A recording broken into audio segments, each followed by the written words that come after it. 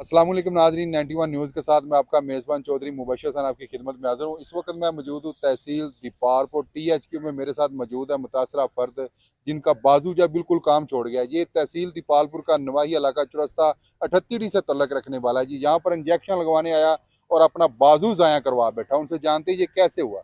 अस्सलाम वालेकुम जी।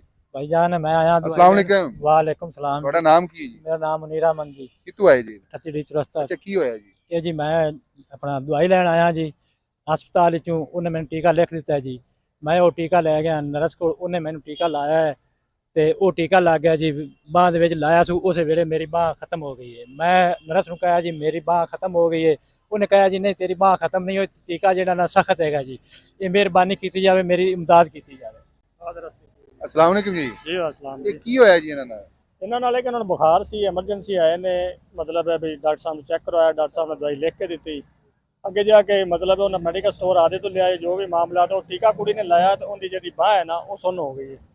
ਤੇ ਵੱਡੇ ਹਮਲੇ ਵਾਸਤੇ ਇਹ ਕਿ ਉਹਦੇ ਵਾਸਤੇ ਦਾਦ ਰਸੀ ਕੀਤੀ ਜਾਵੇ, ਕਿਉਂਕਿ ਮਜ਼ਦੂਰ ਆਦਮੀ 4 ਬੱਚੇ ਨੇ ਹੁੰਦੇ ਜਾਂ 3 ਬੱਚੇ ਨੇ, मतलब गरीब आदमी है।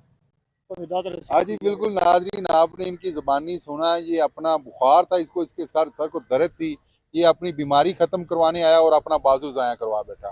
मेरी आला हुकाम से गुजारिश है, CO हेल्थ उकाड़ा से, महकमा हेल्थ से बिल फॉर इस बात का नोटिस लिया जाए और इसका इलाज भी करवाया जाए। और जो डॉक्टर ने इसका जो नर्स ने इंजेक्शन लगाया उसको यहाँ हॉस्पिटल से मुअत्तल किया जाए।